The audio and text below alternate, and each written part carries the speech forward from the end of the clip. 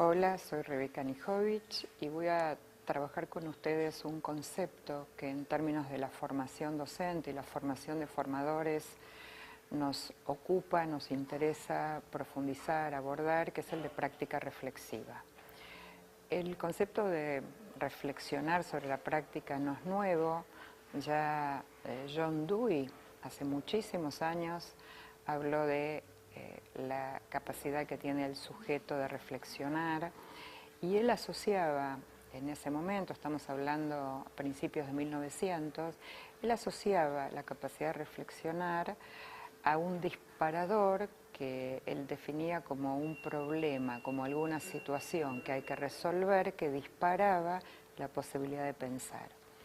Nosotros tomamos de John Dewey como iniciador, de autores como Perrenou en su maravilloso texto de desarrollar la práctica reflexiva y muchos otros autores que trabajan sobre esta idea, que es la posibilidad de generar una capacidad de los docentes de reflexionar sobre su propia práctica.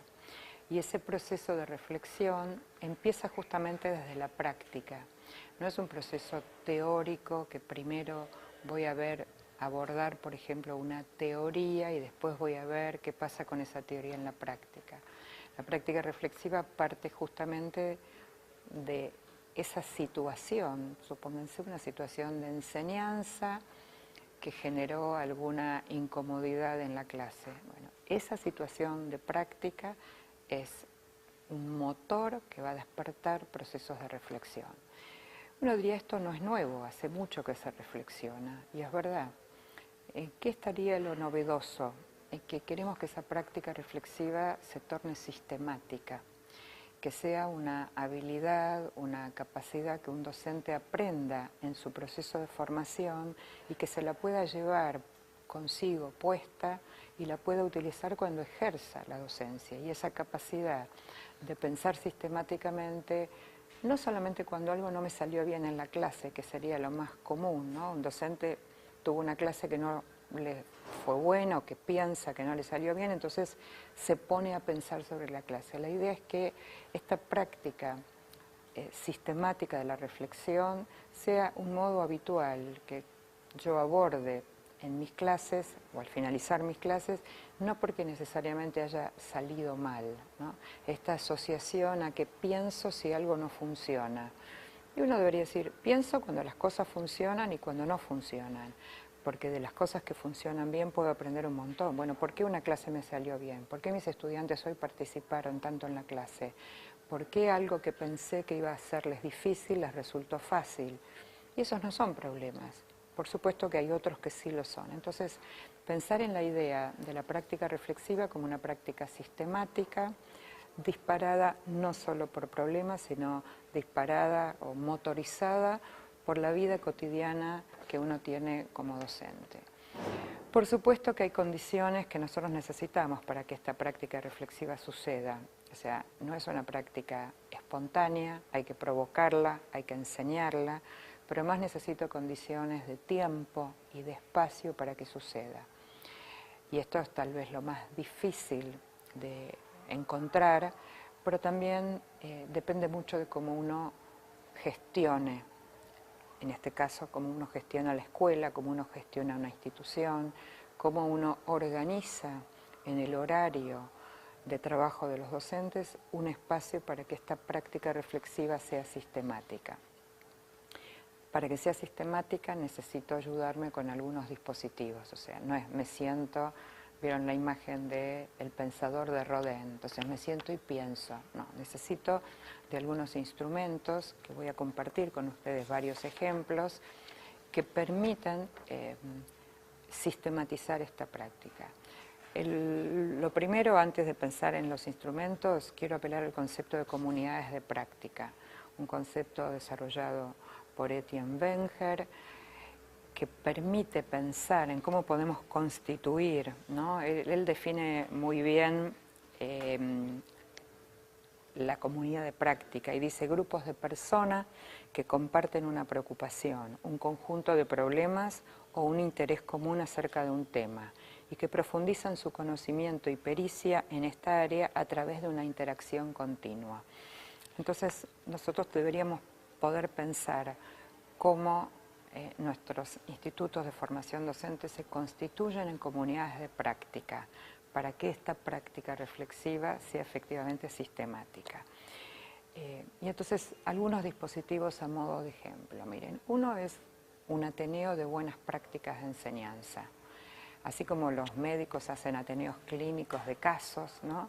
Tomemos esa idea, esa experiencia que tienen en el campo de la medicina y hagamos ateneos, pero no solo de casos difíciles, hagamos ateneos de buenas prácticas de enseñanza. Juntémonos para que un docente cuente cómo enseñó algo y le salió bien, cómo él puede decir que esta es una clase, una buena clase, que otros podrían mirarla y reproducirla y hacerla con sus propios estudiantes. Entonces, un dispositivo interesante es el Ateneo. Obviamente la frecuencia la define en la institución, pero lo importante es que sea sistemático, que rotativamente los docentes puedan presentar distintas prácticas. Otro ejemplo de encuentros dentro del concepto de comunidades de práctica es juntarse para intercambiar experiencias. No estamos hablando acá de mejores prácticas, acá estamos hablando de intercambio de experiencia. Entonces, podemos juntar a todos los docentes de un departamento de biología y pedirle que cada uno cuente una experiencia de enseñanza de biología, y los criterios pueden ser que le haya salido bien, que le haya salido mal, que la tenga que revisar, que la quiera volver a repetir pero cambiando o los contenidos o los recursos o las estrategias de enseñanza. El tercero son los protocolos, y voy a dar otro ejemplo de protocolo interesante, por ejemplo, que muy breve. Un protocolo es una red de conversación organizada en pasos, con la idea de que en poquito tiempo pueda producirse algo interesante al interior de un equipo de trabajo. Entonces, un protocolo muy cortito que usamos mucho hoy se llama SER. La S es de seguir haciendo, la E de empezar a hacer y la R de revisar algún aspecto. Entonces, fíjense, si yo hiciera una reunión de equipo, de comunidades de práctica, y quisiera mirar, que cada docente mire sobre su propia clase, sobre su propia planificación, algo que le parece que sería bueno seguir haciendo, algo que sería bueno que empiece a hacer y algo que sería bueno revisar. Obviamente esto se puede hacer entre pares, no solamente autorreferencial, y digo, es algo breve, cortito, que permitiría en poco tiempo tener una conversación que permita llegar a algunas conclusiones. Quienes diseñaron la idea de protocolos, la diseñaron porque dicen que los docentes necesitamos muchas horas de reunión, necesitamos mucho tiempo de conversación y muchas veces no lo tenemos. Entonces el protocolo permitiría esta conversación de alguna manera acotada por una secuencia de frases o de ideas que me permitirían a mí en una institución lograr esta conversación. La última idea que quiero compartir, que nos parece que contribuye a la práctica reflexiva, es todo lo que tiene que ver con observación entre pares. Las instituciones de formación docente deberían poder instalar esta práctica para que esta práctica después vaya a las escuelas, que es observación entre pares. Si yo voy a hacer una práctica en una institución, en una escuela media, ir con un par que observe mi práctica y yo después voy a hacer lo mismo con él. Hay mucha investigación mostrando el valor de la retroalimentación entre pares. Esto hecho con niños desde el jardín de infantes hasta la universidad.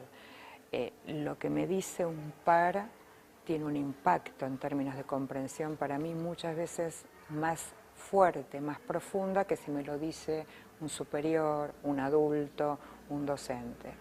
Es una práctica poco promovida. Muchas veces es cierto, alegando a factores de tiempo, ¿no? De disponer de tiempo para observar un par, pero me parece que no es un problema solo de tiempo, también es un problema de qué tipo de prácticas reflexivas queremos generar en nuestros docentes.